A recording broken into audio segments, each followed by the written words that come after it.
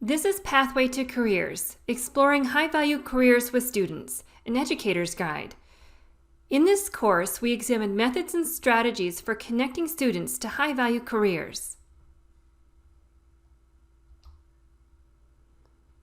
This module will focus on methods for identifying and sharing local high-value careers with students, including suggested approaches for introducing foundational concepts such as career clusters and labor market terms to students, and ideas for incorporating high-value careers into career exploration activities. My name is Dr. Danielle Talent. Contact me anytime if you have questions. To give you an idea of where this presentation is headed, we'll first talk about how labor market information can be viewed in the context of traditional approaches to career exploration, and how this information can be easily incorporated into pre-existing exploration activities. Next, we'll jump into career clusters and discuss why this classification system should be introduced to students, along with strategies for talking about career clusters with students. Then we'll look at some basic labor market information terms and definitions that will need to be reviewed with students before they are introduced to high-value careers. These definitions are essential in helping students evaluate careers with regard to market demand and wage. Finally, approaches to sharing high-value careers will be discussed, including how to summarize and present regional high-value careers and ideas for when these careers can be incorporated into the career exploration process. Let's start off with looking at where labor market information can fit within common career exploration activities.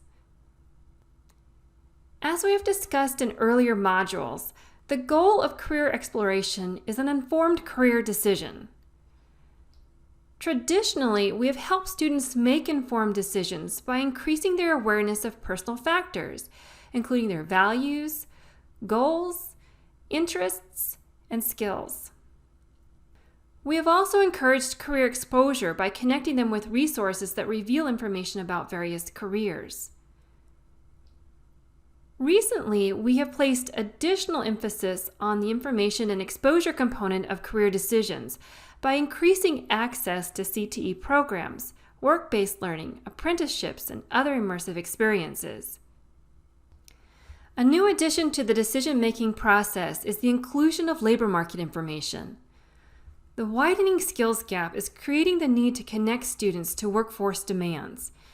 In addition, students are becoming increasingly aware of the cost of education and the need to ensure return on investment. Connecting students with the labor market helps them understand employer needs and career pathways that are most likely to result in successful employment.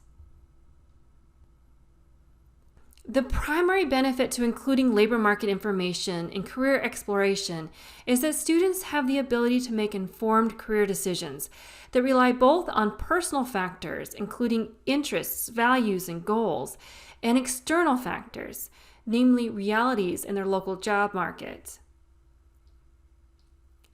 The good news is that labor market information can be easily added to current career activities. The incorporation of labor market information is not meant to be a complete game changer, requiring a total overhaul of career exploration practices. Rather, labor market information is best viewed as an additional component that complements current activities. We should continue to engage in exploration of personal factors and introduce information about careers, and also provide first-hand work experiences. However, to provide a more comprehensive experience, we need to add labor market information and its uses to career exploration. Specifically, we need to explain labor market information basics, such as career clusters and basic terms and definitions. We also need to explore labor market information resources that are available to students, such as school materials, websites, tools, and other such things that students have access to. Finally, we need to demonstrate the application of labor market information to careers and show students how to use labor market information to evaluate career choices. When and where to add labor market information into career exploration is a common question that requires some careful thought to ensure students maintain clear direction in making a career choice. This is a suggested roadmap to career exploration that was presented in earlier modules. While there is no one right way to go about including labor market information, it is often best to start the journey with personal factors. Starting with personal factors can help students maintain a sense of personal connection with the process. Labor market information can be introduced after personal factors to assist students in understanding labor market demand in their local regions. This is where you'll want to take a moment to establish a strong foundation in basic labor market terms. Once students have a firm understanding of what labor market data looks like and how to use it, they can be shown how to apply this information in evaluating occupations and career choices. The final step is to combine both personal and external factors in making an informed career decision. At this point, let's move deeper into how to introduce labor market information to students, starting with helping students connect with career clusters. Recall that there are several different methods of classifying and grouping occupations, and using career clusters is one approach among many. Because career clusters are what students will most commonly encounter in career exploration activities and other educational experiences, it is important that they have an opportunity to learn about this particular approach to classifying careers. The common use of career clusters in education makes sense, given that this approach groups occupations based on similarities in foundational knowledge and skills. Helping students understand career clusters develops a foundation for accessing career resources and tools that use career clusters. There are several programs and tools, including O-Net, that use career clusters to group occupations. Helping students connect with career clusters also provides a framework for understanding similarities and differences among occupations. With hundreds of occupations available for students to explore, narrowing the search within clusters can significantly reduce frustration and increase efficiency in the search process. For many students, the concept of career clusters may be completely new. To help them get a handle on what career clusters are, start with providing them with a brief summary of career clusters and access to resources. One type of resource is handouts like the one to the right. This handout is available in the Pathway to Careers resource library at pathwaytocareers.com and can be easily printed and distributed to students. Online information sources are also useful. Advanced CTE displays information pertaining to the National Career Clusters Framework. The Bureau of Labor Statistics offers a nice summary of the different career clusters. The North Carolina Career Clusters Guide is probably the best resource to share. It's very engaging and includes a lot of information on career clusters. Some information is state-specific, but a fair amount is general. The O-Net Browse by Career Cluster function is also a nice tool to explore occupations within clusters. After directing them to resources, give them an opportunity to explore these resources independently or in groups.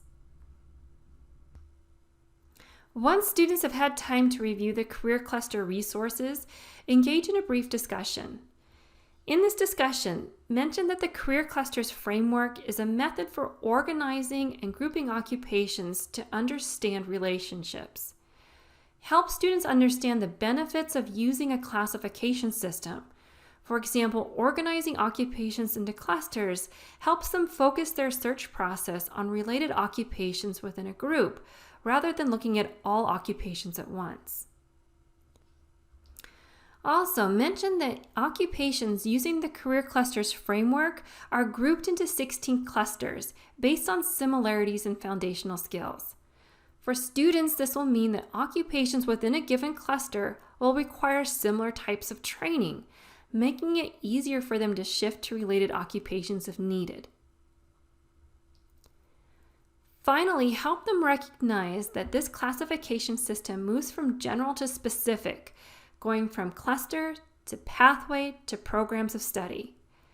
Students can continue to focus their career exploration on smaller groups of related occupations by continuing to move further into the classification structure.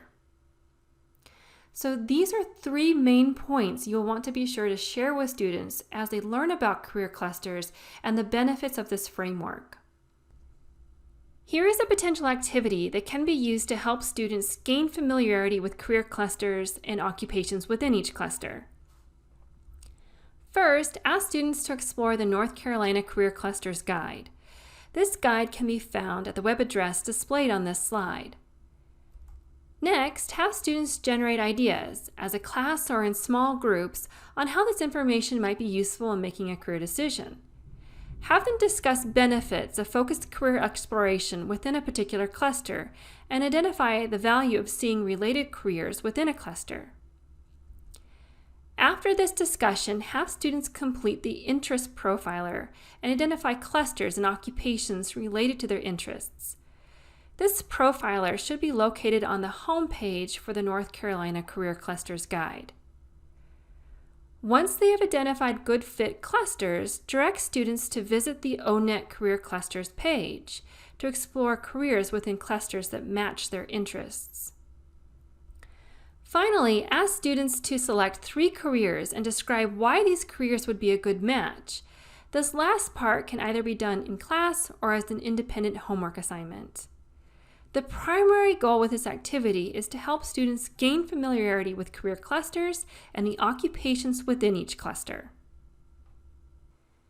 Introducing students to career clusters and helping them apply this to career exploration has several benefits for students. Ultimately, the desired outcomes are that students will be able to use their knowledge of career clusters to engage in focused career exploration centered around clusters and pathways that best fit their interests and needs, and also identify multiple career opportunities by exploring related careers within specific clusters and pathways. Overall, students will benefit from the ability to both focus within a cluster and expand their occupation exploration by gaining awareness of related occupations within a cluster. After students have had a chance to become familiar with career clusters, the next step is to introduce basic labor market information terms and definitions that will support their ability to understand high-value careers. As we know, to develop an informed career decisions, students need the ability to extend beyond personal factors and evaluate external factors. This requires a basic understanding of labor market information and how it applies to career decisions.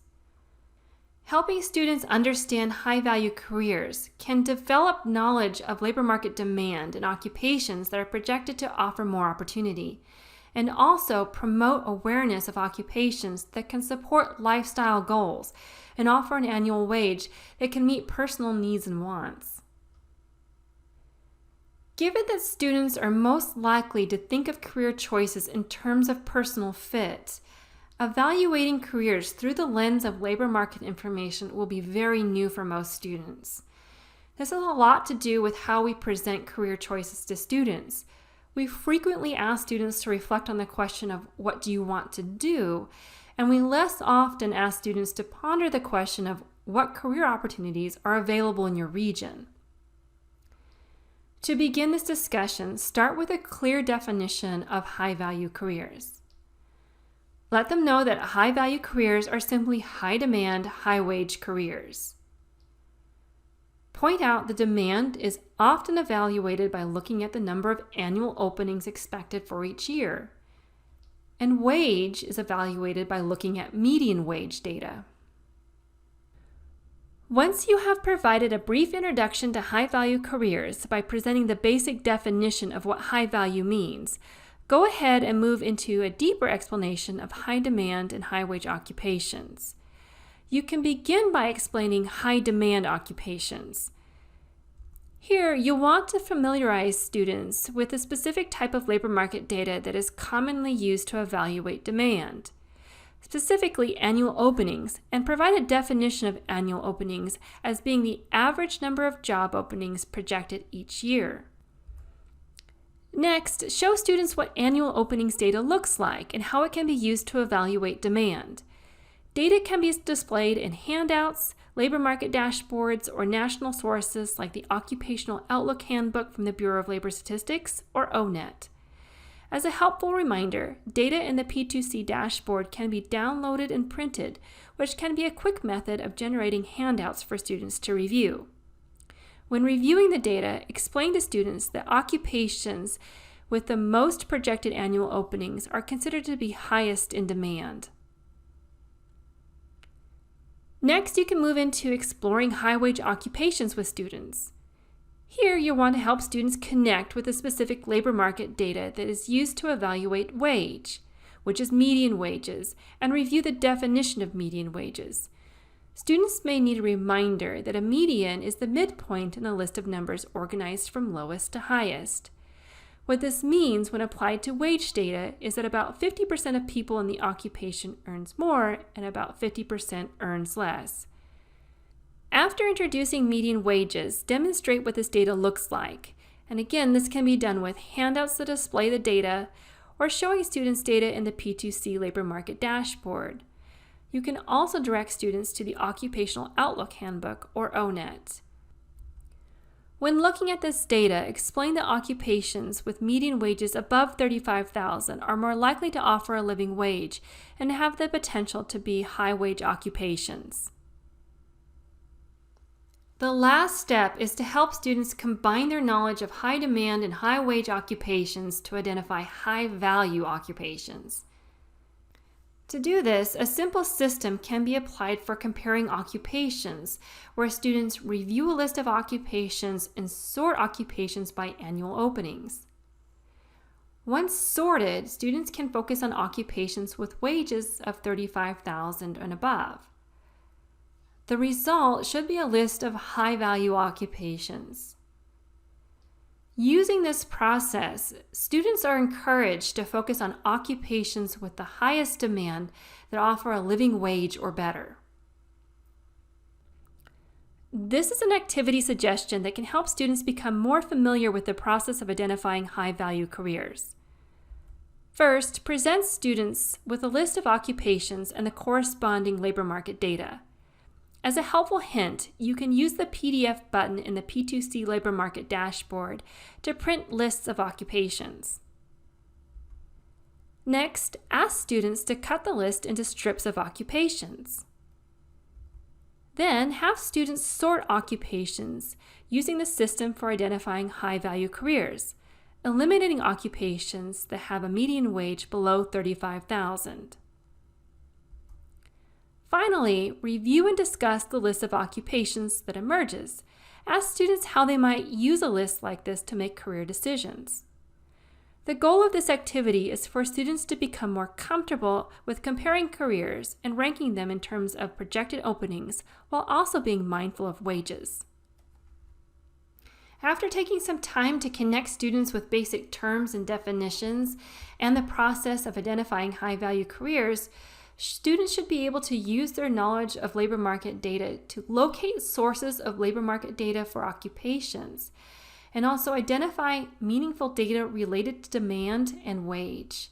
And finally, be able to evaluate occupations with regard to demand and wage to determine value. Overall, the goal is to empower students with the ability to incorporate external factors like the labor market into the decision-making process, supporting their ability to access good jobs with ample opportunity and living wages.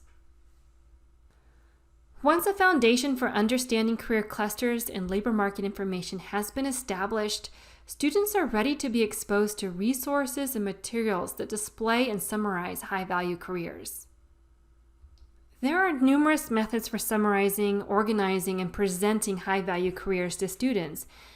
And again, no one way of doing this is better than another.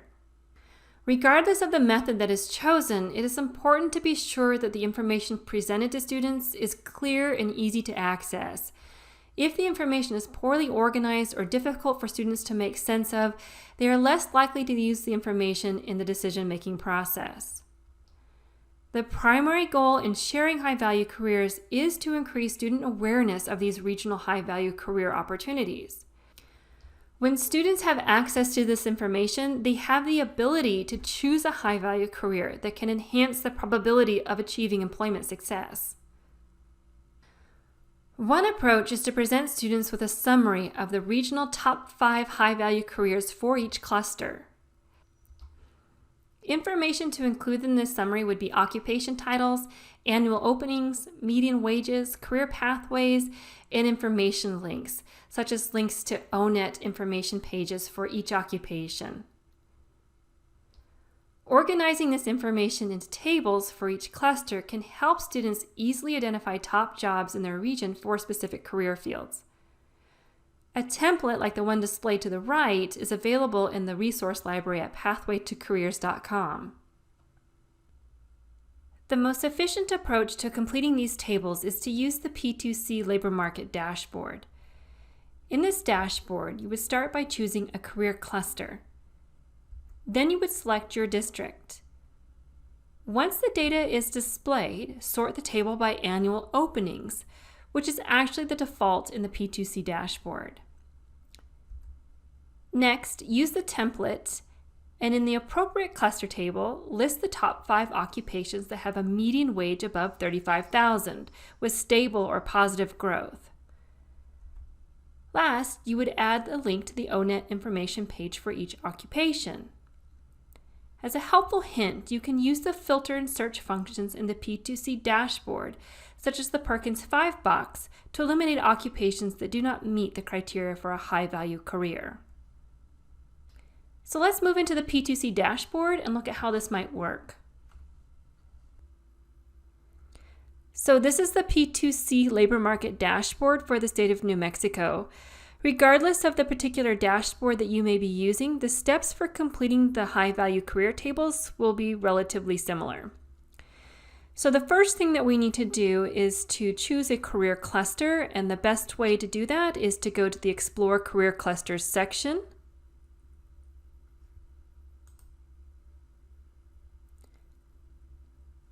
Once here, you have the option to select any of the 16 career clusters.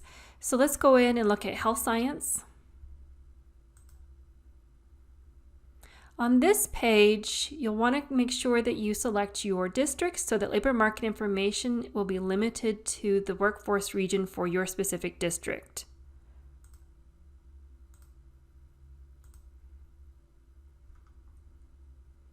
Now what we're looking at is labor market information that has been filtered. It's now focused on the health science cluster or all of the occupations that are within that health science cluster. And it's now pulling data specifically related to the workforce region for Albuquerque Public Schools. And this workforce region is the central workforce region of New Mexico. The next step in completing the high-value career tables is that we want to make sure that the data is sorted by annual openings. This is actually the default setting in the P2C labor market dashboard, so this step is typically already done. And what we're seeing at the top of the list here is we have registered nurses at 687 annual openings with a median wage of $74,950. So by this point, we have gone through the first 3 steps in completing the high-value career tables. We have chosen a career cluster, we have selected a specific district, and we have now sorted the data by annual openings, which again is actually the default setting in the P2C dashboard. The next step is that we're going to need to get the top 5 occupations within this cluster that have a median wage above $35,000 with stable and positive growth. The quickest and easiest way to go about doing this is to select the Perkins 5 box, which is right up here at the top of the table. Once that box has been selected, you can click Go. So now when we're looking at data in this table, all occupations that are below $35,000 and that have negative growth have been eliminated. All that remains are occupations sorted by highest demand that have a median wage above $35,000 and also have positive or stable growth. Now that we have everything filtered and sorted, the next thing that we're going to want to do is look at the top 5 occupations that appear in this table. These will be your top 5 high-value occupations that you'll want to list in the local high-value career tables. So for this particular district, we would want to look at registered nurses through healthcare support workers. These would be the 5 occupations that we would list in the high-value career tables for the health science cluster. The information that you would place in the table would be the occupation title, the annual openings, the median wages, and the career pathway for each of these occupations. The last piece of information that you'll want to enter into the high-value career tables is the information link. Now this is going to be the link that's going to direct students to either ONET or the Occupational Outlook Handbook. Both sources offer detailed information about the occupation that students can go in and explore. So let's go ahead and look at ONET, and let's focus on registered nurses and the information link we could use in the table for registered nurses. So this is the ONET website, and to get to the information page for registered nurses, you would just simply type in registered nurses here in the quick search box and then just click that arrow. You'll get a list of occupations that are displayed here, and registered nurses actually appears at the top of the list. And here's that complete information page for registered nurses that lists the skills and education that would be needed for this particular occupation. It's a nice information page for students to kind of get a full sense of what registered nurses are and what they do, and also some of the top skill demands for registered nurses. The information link that you would want to include into your high-value career tables is simply the link that appears at the top of your web browser.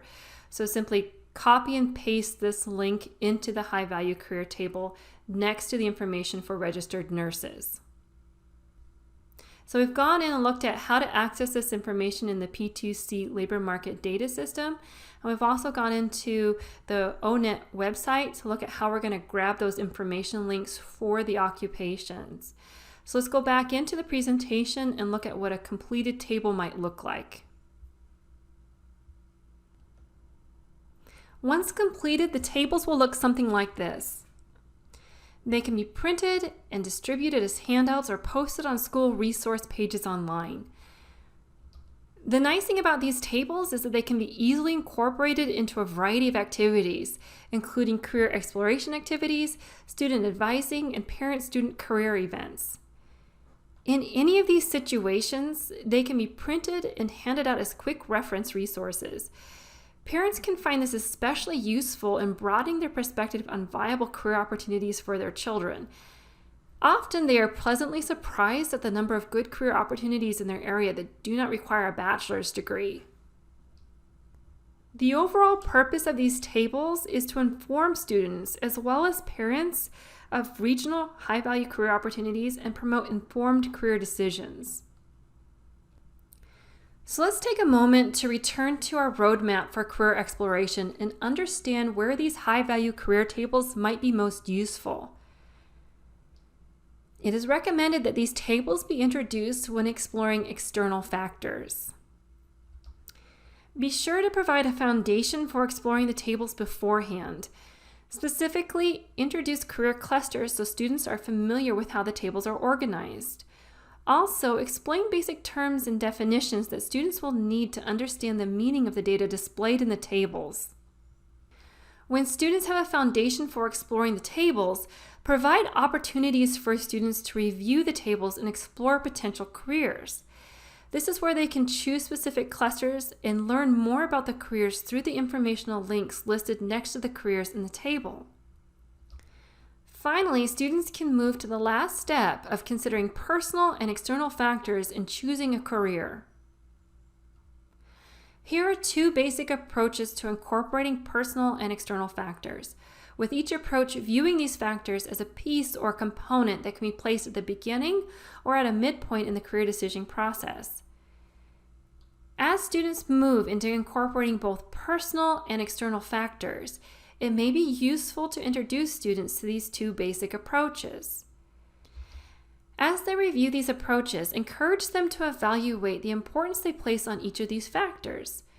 Ask them to think about which factor would be most important to them when making a decision. Last, you can assist them in determining which approach is best for them. If external factors are most important to the student, they will want to place this first and start the career selection process by reviewing high-value careers, and then use personal factors to choose from available high-value career options. If personal factors are most important, they will start the process by reviewing careers that meet personal needs and use labor market data to guide decisions among these occupations. It is helpful to remind students that both approaches are useful and have a potential to lead to a successful career choice. Available in the P2C Resource Library is an activity that helps guide students through 4 basic steps in making an informed career decision. Using this activity sheet, they will begin with the review step, where they will gather and review information learned from the exploration of personal and external factors. In the choose step, they are asked to determine the importance of personal and external factors. When they are in the evaluate step, they will assess the degree that occupations align with personal and external factors. They end the activity with the decide step that involves the selection of a career that provides the best match for their personal and external factors.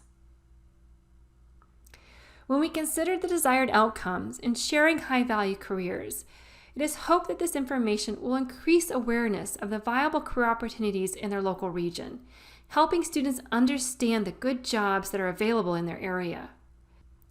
This information should also promote informed career decisions that incorporate regional high-value careers.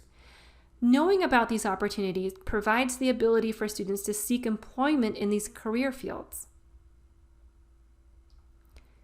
Ultimately, this information should improve their ability to achieve employment success. Students can seek education that aligns with regional career opportunities, ensuring they have the training and skills needed to achieve employment in careers that offer ample opportunity and living wages. To review some of the main points in this presentation, we started off with talking about how labor market information can be viewed in the context of traditional approaches to career exploration, and how this information can be easily incorporated into pre-existing exploration activities. Next, we moved into career clusters and discussed why this classification should be introduced to students, along with the strategies for talking about career clusters with students. Then we looked at some basic labor market information terms and definitions that need to be reviewed with students before they are introduced to high-value careers. These definitions are essential in helping students evaluate careers with regard to market demand and wage. Finally, approaches to sharing high-value careers were discussed, including how to summarize and present regional high-value careers and ideas for when these careers can be incorporated into the career exploration process. If you have questions about any of the information in this presentation, please feel free to contact me at dtalent@nsfored.com. You'll find additional materials and resources at pathwaytocareers.com.